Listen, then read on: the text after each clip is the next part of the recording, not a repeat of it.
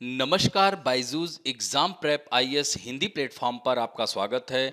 दोस्तों, आज हम लोग 10 सितंबर 2022 के द हिंदू समाचार पत्र का विश्लेषण करेंगे, जो कि आपके आगामी संघ लोक सेवा आयोग की मुख्य परीक्षा एवं प्रारंभिक परीक्षा के दृष्टिकोण से लाभदायक सिद्ध हो सकता है। तो आइए पहले टॉपिक की ओर चलते हैं। पृष्ठ संख्या 6 पर दिया गया है। इसको सामान्य अध्ययन के थर्ड पेपर यानी आपदा प्रबंधन से जोड़ सकते हैं। तो यहाँ पर देख सकते हैं कि the stark reason why Bengaluru is sinking. हम लोगों को यहाँ पर बात करना है कि बेंगलुरु में बाढ़ जो आई है, इसके पीछे के कारण क्या हैं। ये सबसे महत्वपूर्ण है। दोस्तों, इसे सिलिकॉन वैली कहा जाता है। दोस्तों, देश की सभी बड़ी आईटी कंपनियां यहीं पर स्थित हैं। और ऐसा क्या हुआ कि यह तैरने लगी। तो दोस्तों, यहाँ पर इस बाढ़ के प्राकृतिक कारण भी हैं और मानव जनित ज्यादा हैं। दोस्तों, प्राकृतिक कारण में मौसम संबंधी कारक हम इसमें जोड़ सकते हैं, जिसकी वजह क्या है कि इस समय मानसूनी वर्षा और वर्षा की मात्रा अधिक हो गई है। और मानव जनित कारण में अगर हम बात करें तो अनियोजित शहरीकरण, अपशिष्ट प्रबंधन प्रणाली की अपर्याप्तता, जल मार्गों और आर्द्र भूमियों का अविवेकपूर्ण अतिक्रमण, इस तरह से अनधिकृत कॉलोनियां बना दी गई हैं। तो आइए विवरण में देखते हैं कि बेंगलुरु में भारी बारिश के बाद स्थिति में हालांकि थोड़ा सा सुधार हुआ है, लेकिन दोस्तों, आपने देखा कि बेंगलुरु में बाढ़ की स्थिति उत्पन्न हो गई। लगभग 300 करोड़ रुपए का यहाँ पर नुकसान हुआ है। तो कई को दोषी ठहराया जा सकता है, यहाँ के प्रवासी को, राजनेता को, नागरिक आदि। तो दोस्तों, यहाँ का जो झील है, वाटरशेड में अतिक्रमण इतनी ज्यादा मात्रा में हुआ है। यहाँ की जो आर्द्र भूमियां हैं उसको नष्ट कर दिया गया है। यानी विकास की अंधी दौड़ में इतना तीव्र वेग से बेंगलुरु आगे बढ़ा कि यहाँ की जो झीलें हैं वह संकुचित हो गई। यानी यहाँ की हरियाली, चारों तरफ कंक्रीट के जंगल बिछ गए, जिसकी वजह से अब बाढ़ जैसी समस्या का सामना इसे करना पड़ रहा है। जैसे जैसे बेंगलुरु का विस्तार होता गया, इसके आसपास के गांव को निगलते हुए, यानी 6 नगर निगमों को बनाने के लिए पंचायतों को भंग कर दिया गया, और जिसे बाद में बृहद बेंगलुरु महानगर पालिका में इसे मिला दिया गया। और दोस्तों, मिला तो दिया गया, लेकिन इसकी कोई खास प्रबंध नहीं किया गया। तो बेंगलुरु के डूबने का जो मुख्य कारण है, शहर में पानी निकासी के लिए बनाई गई नालियां पुरानी और क्षतिग्रस्त हो चुकी हैं। हालांकि और भी कई कारण हम, जैसे कि मैंने बताया कि आर्द्र भूमियों को समाप्त कर दिया गया है, अतिक्रमण बहुत ज्यादा है, लेकिन यहाँ की जो सबसे बड़ी समस्या है कि नालियां पुरानी हो चुकी हैं। यह भी बहुत बड़ी समस्या है, और यही वजह से जो बारिश का पानी होता है, यह पुरानी नालियां जो क्षतिग्रस्त हो गई हैं उसे सहन नहीं कर पाती, जिसकी वजह से बाढ़ जैसी स्थिति उत्पन्न हो जाती है। इसी तरह से तमाम गांवों को बृहद बेंगलुरु महानगर पालिका में जोड़ा गया है, लेकिन नगर निगम में गांवों को शहर के सीवेज बुनियादी ढांचे से जोड़ने की कवायद नहीं की, जिसके चलते जल जमाव की स्थिति सामने आती है। तो दोस्तों, नगर निगम ने गांव को शहर के सीवेज बुनियादी ढांचे से जोड़ने की कोई कवायद नहीं की। एक ये भी बहुत बड़ा कारण है। कचरा अक्सर नालियों को बंद कर देता है, यानी बारिश का पानी और सीवेज का पानी जमा होने के लिए मजबूर होता है, जिसके परिणाम स्वरूप क्या होता है, जल भराव की समस्या यहां व्याप्त हो जाती है। और बेंगलुरु का जो ड्रेनेज इंफ्रास्ट्रक्चर है, अप्रत्याशित रूप से तेज बारिश के प्रेशर को संभालने के लिए तैयार नहीं है। तो कचरा अक्सर नालियों को बंद कर देता है, जो सीवेज के प्रवाह को सीमित कर देता है, और वे बढ़ती आबादी के वजन का समर्थन करने के लिए बहुत छोटे हैं। और यही कारण है कि बेंगलुरु में यह बाढ़ का तांडव हुआ। तो इसमें बहुत सारा राजनेताओं के ऊपर भी आरोप लगाया जा रहा है कि उन लोगों ने यहाँ की जमीनों को पूरी तरह से निजीकरण कर दिया और वहाँ पर बड़ी बड़ी इमारतों का निर्माण कर दिया। यहाँ की बेलंदूर झील देखिए तो संकुचित हो गई है। यह सब कई कारणों को बताया जा रहा है। तो दोस्तों, यहाँ पर आप देख सकते हैं कि प्रत्यक्ष और अप्रत्यक्ष कई ऐसे कारण हैं जिसकी वजह से बेंगलुरु की यह स्थिति हुई है। तो ऐसी स्थिति में बेंगलुरु के लिए कड़े फैसले लेने का समय आ गया है। यानी संस्थानों की बहुलता से निष्पादन में सुधार नहीं होता है। 11 स्वतंत्र योजना प्राधिकरणों का विलय कर देना चाहिए। महानगर योजना समिति के अधीन इसे किया जाना चाहिए। और सबसे महत्वपूर्ण यह है कि हमारे समुदाय को कुछ कड़े फैसलों के लिए खुद को मजबूत करने की जरूरत है। जलवायु लचीलापन बाढ़ नियंत्रण से परे है। इसे शहरों के हानिकारक पर्यावरणीय प्रभाव को कम करने की आवश्यकता है। हमें परिवहन पर भी कड़े फैसले लेने चाहिए। कार यात्रा पर अंकुश लगाना चाहिए। आप देख सकते हैं कि बेंगलुरु में जाम की समस्या बहुत बड़ी समस्या है। तो यानी कारपूल कल्चर अपनाना चाहिए। जैसे एक ही ऑफिस में बहुत सारे लोग हैं तो उनको एक साथ आना चाहिए। महंगी मेट्रो का प्रतीक्षा करने के बजाय अधिक बसों के साथ सस्ते सार्वजनिक परिवहन में भी सुधार करना चाहिए। और हमें अपने मौजूदा हरित आवरण को संरक्षित करना चाहिए। शहर और उसके आसपास अधिक से अधिक पेड़ लगाना चाहिए और हमें अपने फुटपाथों को कंक्रीट करना चाहिए।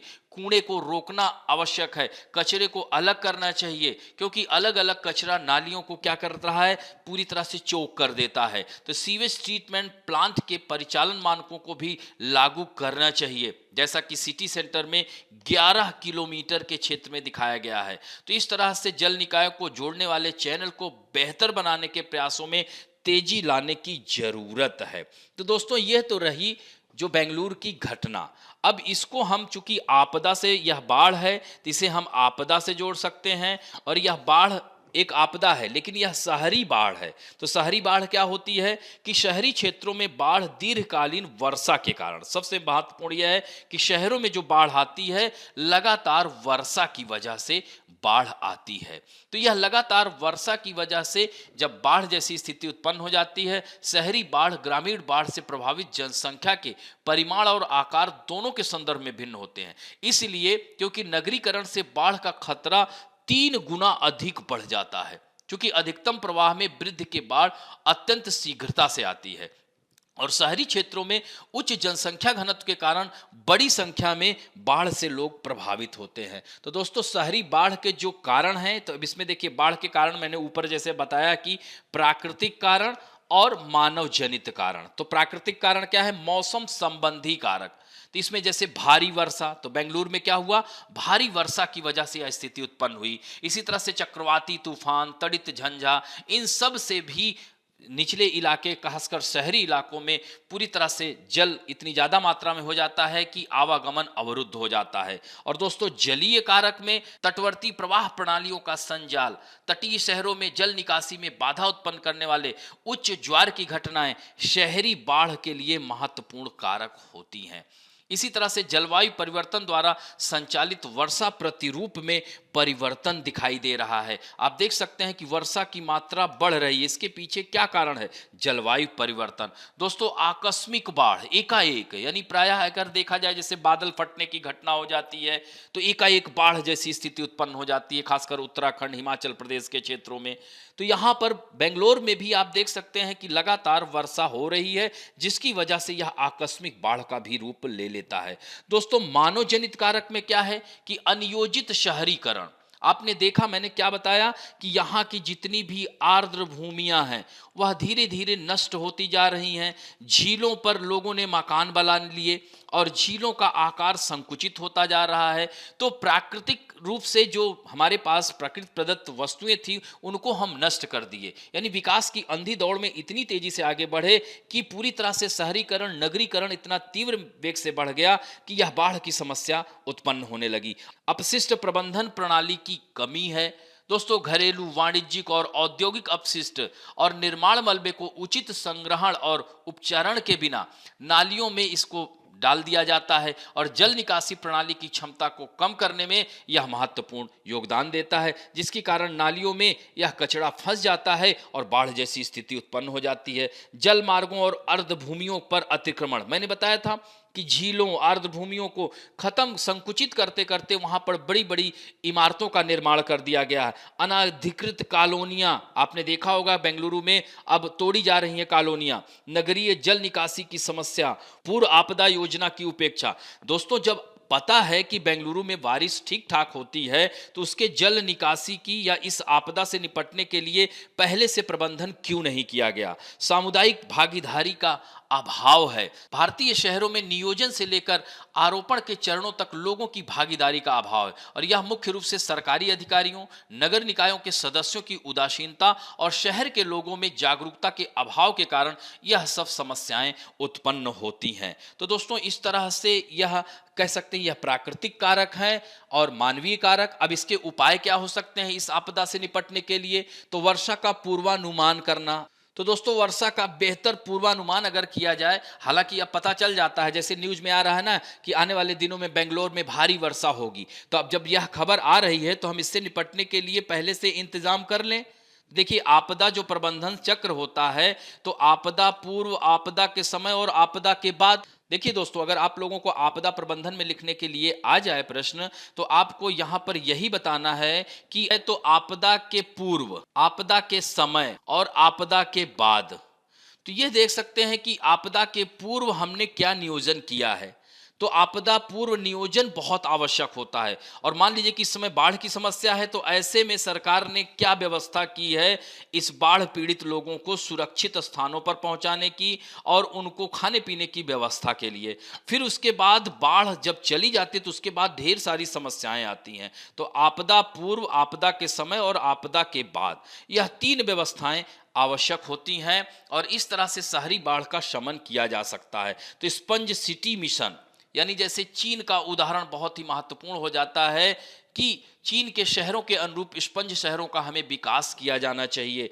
बायोस्वेल्स और रेन गार्डन जैसे न्यूयॉर्क में यह व्यवस्था है। इस तरह से हम बाढ़ पर नियंत्रण स्थापित कर सकते हैं। शहरी बाढ़ प्रबंधन पर राष्ट्रीय आपदा प्रबंधन दिशा निर्देशों का प्रभावी क्रियान्वयन होना चाहिए। उन्नत अपशिष्ट प्रणाली प्रबंधन की व्यवस्था की जानी चाहिए। तो इस तरह से इन सारे उपायों को अगर हम कर लेते हैं तो बाढ़ की समस्या से निजात मिल सकती है। अब बढ़ते हैं दूसरे महत्वपूर्ण टॉपिक की ओर। पृष्ठ संख्या 6 पे ही आया है। इसको सामाजिक मुद्दे से जोड़ सकते हैं। सामान्य अध्ययन के सेकंड पेपर के तहत इसे जोड़ा जा सकता है। तो यहां पर आप देख सकते हैं कि भारत में मुस्लिम महिलाएं अपने अधिकारों का दावा करने के लिए न्यायिक सहारा ले रही हैं। यहां पर देख सकते हैं न्यायिक सहारा लेने लगी हैं, जो कि एक शांत मंथन का प्रतीक है। दोस्तों, आप लोगों ने देखा कि भारत में 3 तलाक कानून को अवैध घोषित कर दिया गया। उसके बाद इन 3 तलाक के मामलों में काफी कमियां देखी गई। तो ऐसे में मुस्लिम महिलाओं ने इस कानून का खुलकर समर्थन किया था।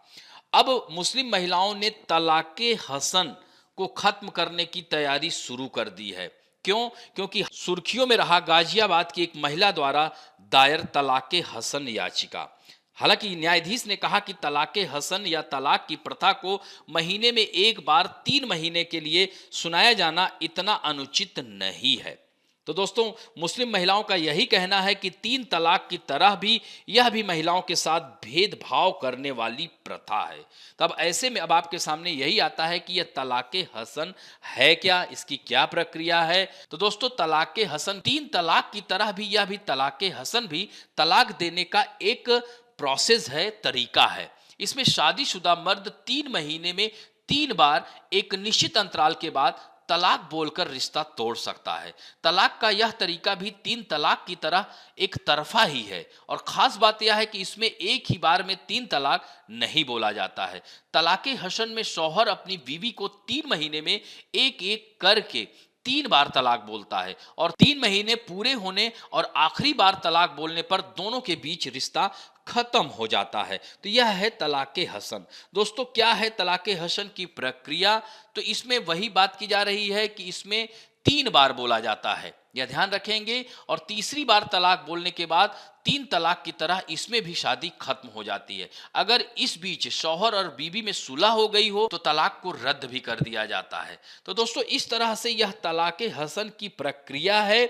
और इस्लाम में तलाक के और भी तरीके हैं, जैसा कि मैंने तलाके हसन की बताया, इसी तरह से तलाके एहसान भी है। दोस्तों, तलाके एहसान में एक ही बार तलाक बोलना पड़ता है और ऐसे में जब उसकी पत्नी मेंस्ट्रुअल साइकिल से ना गुजर रही हो, इसे शादी खत्म करने का सबसे अस्वीकृत तरीका बताया जाता है। तलाक के बाद पति एक ही घर में पत्नी से अलग रहता है और पत्नी 90 दिन इद्दत में बिताती है। तो दोस्तों, इस अवधि में पति 2 गवाहों या अपनी पत्नी से संबंध बनाकर तलाक वापस भी ले सकता है। इसी तरह से एक बार में 3 तलाक, हालांकि यह अवैध घोषित कर दिया गया है। इस आधार पर अगर किया जाता है तो फिर उनके ऊपर कार्रवाई की जाएगी। इसे ही तो हमारे सरकार ने ट्रिपल तलाक को अब अवैध घोषित कर दिया है। एक और भी महत्वपूर्ण है खुला। तो दोस्तों मुस्लिम महिलाओं के पास भी तलाक लेने के विकल्प हैं और वो क्या है? खुला। ये ध्यान रखेंगे, खुला एक प्रथा है जिसके माध्यम से महिलाएं भी अपने पति से तलाक ले सकती हैं और इस तलाक में पत्नी को निकाह के वक्त दी गई मेहर की राशि पति को लौटानी होती है। तो दोस्तों इस तरह से तलाक़े हसन अनुच्छेद 14, 15, 21 और 25 का उल्लंघन करता है। यानी यह प्रावधान समानता के अधिकार, जीवन और स्वच्छंदता के अधिकार, धार्मिक स्वतंत्रता के अधिकार के खिलाफ है। इस तरह से मुस्लिम महिलाएं तलाक़े हसन को भी समाप्त करने की कोशिश कर रही हैं। कुछ बाधाएं हैं, यहाँ तक कि महिलाएं खुले के माध्यम से विवाह समाप्त करने के अपने अधिकार का दावा करती हैं, फिर भी कुछ मौलवी अभी भी पुरुष की सहमति पर ही जोर देते हैं, जिससे खुला का उद्देश्य ही विफल हो जाता है। तो उसी तर्ज पर भले ही निकाह हलाला के खिलाफ मामले सुप्रीम कोर्ट में 3 साल से अधिक समय से लंबित हैं, कुछ मौलाना अभी भी हलाला के प्रावधान का दुरुपयोग करते हैं, जबकि कुरान 2 तलाक की अनुमति देता है और उन्हें रद्द करने योग्य मानते हुए तीसरे को अंतिम माना जाता है। और कुछ मौलवी हलाला के प्रावधान के विरूपण के माध्यम से इसे दरकिनार करते हैं। तो दोस्तों मुस्लिम महिलाएं सुप्रीम कोर्ट में भी इस तरह की प्रथाओं को अपना रही हैं। तो ऐसे में अब यहां पर चर्चा का विषय हो गया है, क्योंकि पिछले कुछ सालों में देखा जाए तो मुस्लिम महिलाओं के अधिकारों की बात सरकार ने की और इस तरह से वह 3 तलाक के समर्थन में बहुत सारी महिलाएं आईं। तो ऐसे में इस कानून को भी हटाने की बात की जा रही है। अब बढ़ते हैं दोस्तों पृष्ठ संख्या 8 पर। इसको सामान्य अध्ययन के सेकंड पेपर यानी शासन के अंतर्गत डाल सकते हैं। IT survey team took data by cloning server Oxfam India. तो ऑक्सफेम इंडिया क्या है दोस्तों? यह एक गैर सरकारी संगठन है, एनजीओ है, इसे ध्यान रखेंगे, यह एक एनजीओ है। तो दिसंबर 2021 में FCRA यानी in December 2021 renewal of FCRA license was denied, यानी दिसंबर 2021 में FCRA लाइसेंस के नवीनीकरण से इनकार किया गया था। तो दोस्तों यह घटना क्या है, थोड़ा सा हम लोग बात करेंगे। FCRA एक्ट क्या है? तो दोस्तों यह घटना क्या है? तो आयकर अधिकारियों द्वारा वित्तीय अनियमितताओं के संदेह में ऑक्सफैम इंडिया पर सर्वेक्षण किए जाने के 2 दिन बाद गैर लाभकारी संगठन ने कहा है कि सर्वेक्षण टीम ने अपने सर्वर और वरिष्ठ नेतृत्व टीम के निजी मोबाइल फोन को क्लोन करके सभी डेटा ले लिए उनसे और पूरी तरह से इंटरनेट को बंद रखा गया। दोस्तों ऑक्सफैम ने कहा है कि यह भारतीय कानूनों का अनुपालन करता है। इसने अपनी स्थापना के बाद से ही समयबद्ध तरीके से आयकर और विदेशी योगदान अधिनियम जिसे FCRA रिटर्न सहित अपने सभी वैधानिक अनुपालन दाखिल किए हैं। तब ऐसे में क्यों इसको चेक किया गया? दोस्तों ऑक्सफैम ने यही कहा है कि पिछले 8 महीने ऑक्सफैम इंडिया के लिए काफी संकटपूर्ण रहे हैं और यह भी बताया है कि दिसंबर 2021 में गृह मंत्रालय ने FCRA लाइसेंस के नवीकरण से भी इनकार कर दिया था। इसके बावजूद ऑक्सफैम इंडिया भारत के 16 राज्यों में कोविड-19 संकट के लिए सबसे बड़े नागरिक समाज प्रतिक्रियाओं में से एक का संचालन कर रहा था। ऑक्सफैम इंडिया ने 16 राज्यों में 150 अस्पतालों, 172 प्राथमिक स्वास्थ्य केंद्रों और 166 सामुदायिक स्वास्थ्य केंद्रों को जीवन रक्षक चिकित्सा और नैदानिक उपकरण भी उपलब्ध कराए। 10 ऑक्सीजन संयंत्र भी स्थापित किए गए और देश भर में वह चालू भी हुए। उसके बावजूद भी सरकार ने उसके खिलाफ इस तरह की कार्रवाई की। इसके पीछे क्या कारण रहा? कहीं ऑक्सफैम की असमानता रिपोर्ट तो नहीं है? तो दोस्तों आप लोगों को पता ही होगा कि जनवरी 2022 में ऑक्सफैम की असमानता रिपोर्ट आई थी और इसमें जो है भारत में कोविड-19 महामारी के कारण आय पर बुरे प्रभाव की ओर इशारा किया था। तो हो सकता है कि यह भी कारण रहा हो इसके ऊपर जांच करने का। तो दोस्तों ऑक्सफैम की जो असमानता रिपोर्ट वह क्या थी? तो इसमें जो महत्वपूर्ण है कि जैसे अरबपतियों की संख्या, तो भारतीय अरबपतियों की संख्या 102 से बढ़कर 142 हो गई, जो कि कोविड महामारी से खराब होने वाली आय के विभाजन की पृष्ठभूमि में थी। तो रिपोर्ट में यही कहा गया कि यूनाइटेड स्टेट ऑफ अमेरिका और चीन के बाद भारत तीसरा सबसे बड़ी संख्या है अरबपतियों की। तो दोस्तों 2021 की तुलना में भारत में अरबपतियों की संख्या में 39% की वृद्धि हुई है। तो दोस्तों सबसे अमीर और सबसे नीचे लोगों की संपत्ति 2021 में भारत के 100 सबसे अमीर लोगों की सामूहिक संपत्ति 57.3 लाख करोड़ रुपए के रिकॉर्ड उच्च स्तर पर पहुंच गई और उसी वर्ष राष्ट्रीय संपत्ति में नीचे की 50% आबादी का हिस्सा मात्र 6% था। दोस्तों अत्यधिक गरीबी, दोस्तों 2020 में 4.6 करोड़ से अधिक भारतीयों के गरीबी में गिरने का अनुमान लगाया गया है। तो संयुक्त राष्ट्र के आंकड़ों के अनुसार नए वैश्विक गरीबों का लगभग आधा हिस्सा है। दोस्तों हेल्थ केयर बजट, तो भारत ने हेल्थ केयर बजट में 2020-21 के संशोधित अनुमान से 10% की गिरावट देखी गई है। इसी तरह से शिक्षा में 6% की कटौती। सामाजिक सुरक्षा बजट में देखा जाए तो आवंटन कुल केंद्रीय बजट के 1.5 से घटकर 0.6% हो गया, जो वैश्विक नए गरीबों का लगभग आधा है। इसी तरह से कर की बात की जाए तो केंद्र सरकार के राजस्व के हिस्से के रूप में अप्रत्यक्ष करों में वृद्धि 4 साल तक चली, जबकि उसी में कारपोरेट कर का अनुपात घट रहा था। ईंधन पर लगाया गया अतिरिक्त कर 2020-21 के पहले 6 महीनों में पिछले वर्ष की तुलना में 33% बढ़ा है, जो पूर्व कोविड स्तरों से 79% अधिक है। तो यह सब की कारण बताया और इस तरह से असमान संघवाद देश के संघीय ढांचे के बावजूद राजस्व संसाधन केंद्र के हाथों में ही केंद्रित रहा। तो दोस्तों इस तरह से जो ऑक्सफैम की असमानता रिपोर्ट थी, यह भारत सरकार ने इसका खंडन किया था और वह कहा था कि यह सही नहीं है और यही कारण है कि भारत सरकार ने ऑक्सफैम के ऊपर शिकंजा कसा है। दोस्तों यहाँ पर एक महत्वपूर्ण बिंदु है FCRA। ये भी थोड़ा सा आप लोगों के लिए जानना आवश्यक है कि विदेशी योगदान विनियमन अधिनियम है क्या। तो यह FCRA को 1976 में आपातकाल के दौरान इस आशंका के माहौल में अधिनियमित किया गया था कि विदेशी शक्तियां स्वतंत्र संगठनों के माध्यम से धन भेजकर भारत के आंतरिक मामलों में हस्तक्षेप कर रही हैं। तो इन चिंताओं को संसद में वर्ष 1969 में ही व्यक्त कर दिया गया था। तो कानून ने व्यक्तियों और संघों को विदेशी दान को विनियमित करने की मांग की ताकि वे एक संप्रभु लोकतांत्रिक गणराज्य के मूल्यों के अनुरूप कार्य कर सके। तो दोस्तों इस अधिनियम का उद्देश्य यही था कि विदेशी दान प्राप्त करने के इच्छुक प्रत्येक व्यक्ति या एनजीओ को अधिनियम के तहत पंजीकृत होने, विदेशी धन की प्राप्ति के लिए एक बैंक खाता खोलने और उन निधियों का उपयोग केवल उसी उद्देश्य के लिए करने की आवश्यकता है जिसके लिए उन्हें प्राप्त किया गया है, जैसा कि अधिनियम में निर्धारित है। तो दोस्तों इसे जो है इसमें संशोधन भी किया गया। इसे वर्ष 2010 में विदेशी धन के उपयोग पर कानून को मजबूत करने और राष्ट्रीय हित के लिए हानिकारक किसी भी गतिविधि हेतु उनके उपयोग को प्रतिबंधित करने के लिए संशोधित भी किया गया था। और दोस्तों फिर से 2020 में सरकार ने पुनः जो है संशोधन किया गया, जिसमें सरकार को गैर सरकारी संगठनों द्वारा विदेशी धन की प्राप्ति और उपयोग पर सख्त नियंत्रण एवं जांच करने की शक्ति प्राप्त हुई है। यही कारण है कि सरकार जो है यह संशोधन के बाद अब इस तरह के अंतरराष्ट्रीय ये जो एनजीओज हैं इन पर जो है वह शिकंजा कस रही है। दोस्तों जो FCRA के तहत परिवर्तन जो किया गया है, इसमें भारतीयों को FCRA के तहत विदेशों से अपने रिश्तेदारों से सालाना 10 लाख रुपए तक प्राप्त करने की अनुमति देता है और यह पहले सीमा 1 लाख रुपए थी।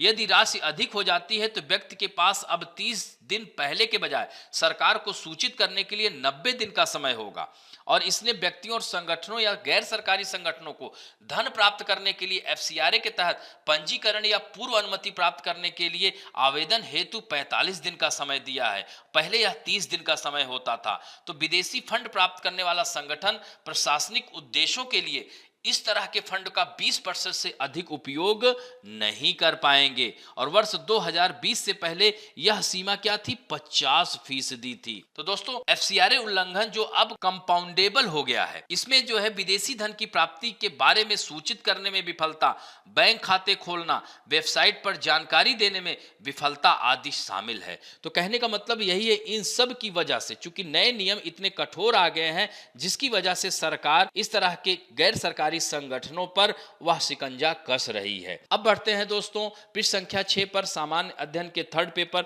अर्थव्यवस्था से ही से जोड़ा जा सकता है। तो यहां पर दिया गया है कि इस सप्ताह के दौरान वित्त मंत्री निर्मला सीतारमण ने भारत की मुद्रास्फीति की लड़ाई पर विस्तार से बात की और उन्होंने यह भी संकेत दिया है कि रोजगार सृजित करने, विकास को बनाए रखने और समान धन वितरण सुनिश्चित करने जैसे और भी बड़े क्षेत्र हैं। तो उन्होंने यह भी कहा कि सरकार पिछले कुछ महीनों में कुछ हद तक प्रबंधनीय स्तर पर इसे लाकर मुद्रास्फीति से निपटने की अपनी क्षमता भी दिखाई है। वित्त मंत्रालय को यह उम्मीद है कि केंद्रीय बैंक और सरकार द्वारा उठाए गए कदमों के कारण मुद्रास्फीति के दबाव को सीमित किया जाएगा, क्योंकि इस अप्रैल में उपभोक्ता मुद्रास्फीति 8 साल के उच्च स्तर यानी 7.8% और कमोडिटी की कीमतों में हाल ही में गिरावट आई थी। हालांकि जुलाई की खुदरा मुद्रास्फीति 6.71 राहत थी, फिर भी यह असहज रूप से 6% आधिकारिक सहिष्णुता सीमा से ऊपर बनी रही। तो दोस्तों ग्रामीण भारत में मूल्य वृद्धि बहुत तेजी से हो रही है। 2022-23 के पहले 4 महीनों में औसतन 7.6 और 2022 तक अब तक 7% से अधिक है। तो दोस्तों अब तक यह असमान मानसून ग्रामीण मांग को और कमजोर कर सकता है, जबकि धान और दलहन की कम बुआई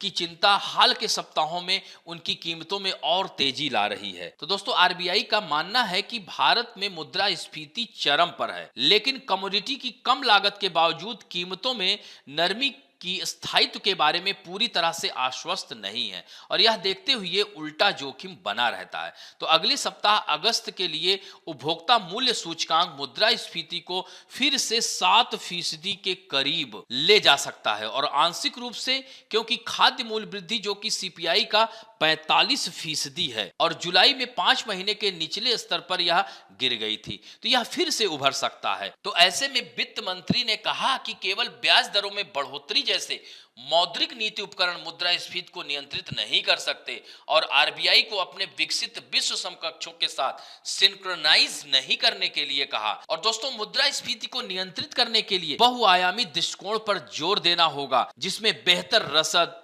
राजकोषीय और व्यापार नीति चालें शामिल हैं, जैसा कि चावल पर लगाया गया निर्यात शुल्क भी सही है। तो दोस्तों राज्यों की मुद्रास्फीति की प्रवृत्तियों में व्यापक भिन्नताओं को चिन्हित करना और कुछ राजनीतिक भी हो सकता है, लेकिन सरकार को उनके आह्वान पर एक ऐसा तंत्र बनाने के लिए तेजी से कार्य करना चाहिए जहां केंद्र और राज्य मिलकर मूल्य वृद्धि से निपटने के लिए कार्य करें और यह सुनिश्चित करने में अधिक प्रभावी होगा कि मुद्रास्फीति की तात्कालिक अवधि में नरमी टिकाऊ है और इसे फिर से सक्रिय किया जा सकता है ताकि भविष्य की नीतिगत प्रक्रियाएं तेज और अधिक सुनिश्चित और एकजुट हों। दोस्तों यहां पर आप देख सकते हैं कि accelerating rates India recorded an inflation 7.79 in April 2022 which is the highest since May 2014। तो दोस्तों भारत में हाल ही में बढ़ती मुद्रास्फीति के जो कारण में अगर हम बात करें तो भारत में मुद्रास्फीति को केवल लागत पुश या जिसे कॉस्ट पुश कहते हैं के रूप में वर्णित नहीं किया जा सकता,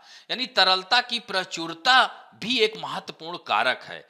दोस्तों अप्रैल के मौद्रिक नीति वक्तव्य में 5 लाख करोड़ रुपए तक के लिक्विडिटी ओवरहैंग की बात की गई थी और एक सीमा से आगे मुद्रास्फीति स्वयं विकास के लिए बाधक बन सकती है और बचत पर ब्याज की ऋणात्मक वास्तविक दरें वृद्धि के अनुकूल नहीं होती हैं। और यदि हम लोग मुद्रास्फीति को नियंत्रित करना चाहते हैं तो जमा और ऋण ब्याज दर पर सहवर्ती वृद्धि के साथ तरलता पर कार्रवाई करना बेहद आवश्यक है।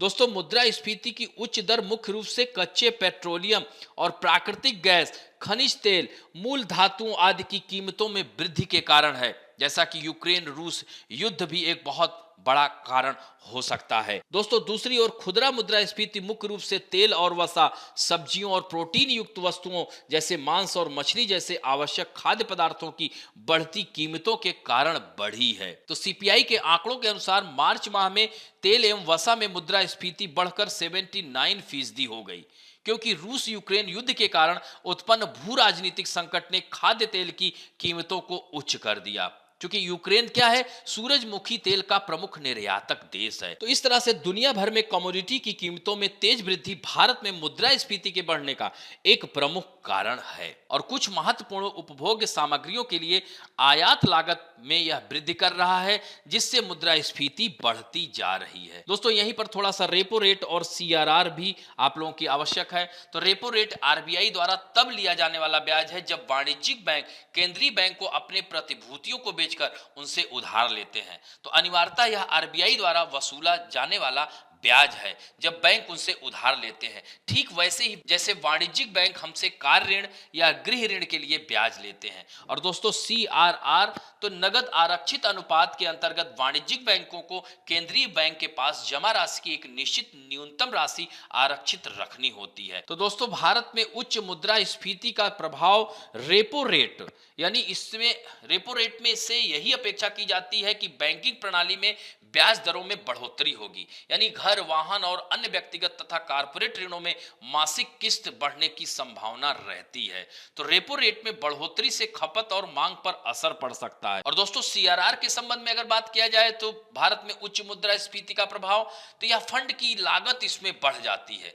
और बैंकों के शुद्ध ब्याज मार्जिन पर प्रतिकूल प्रभाव पड़ सकता है। तो दोस्तों मुद्रास्फीति को नियंत्रित करने के लिए हम क्या कर सकते हैं, जैसे कि ईंधन शुल्क पे हम लोग कटौती कर सकते हैं, यानी शुल्क में कम से कम 5 रुपए प्रति लीटर की कटौती की जानी चाहिए। इसी तरह से खाद्य कीमतें यानी जमाखोरी की स्थिति में आपूर्ति पक्ष पर कार्रवाई की जानी चाहिए। शुल्क में और कटौती की जानी चाहिए। बफर स्टॉक यानी मुद्रास्फीति का जो विस्तार खाद्यान्न तक होता है, तो बफर स्टॉक का उपयोग करने के लिए तैयार रहना चाहिए। और इन तरह के उपायों से मुद्रास्फीति को नियंत्रित किया जा सकता है। अब बढ़ते हैं विविध समाचारों में। दोस्तों यह आपके प्रारंभिक परीक्षा साथ साथ मुख्य परीक्षा के लिए भी लाभदायक हो सकता है। तो यहां पर आप देख सकते हैं कि North Korea makes nuclear program irreversible, यानी उत्तरी कोरिया ने परमाणु कार्यक्रम को अपरिवर्तनीय बनाया हुआ है। तो यहां पर देख सकते हैं दोस्तों कि उत्तरी कोरिया ने एक कानून पारित किया है जिसमें पारंपरिक हमलों सहित निवारक परमाणु हमले शुरू करने के लिए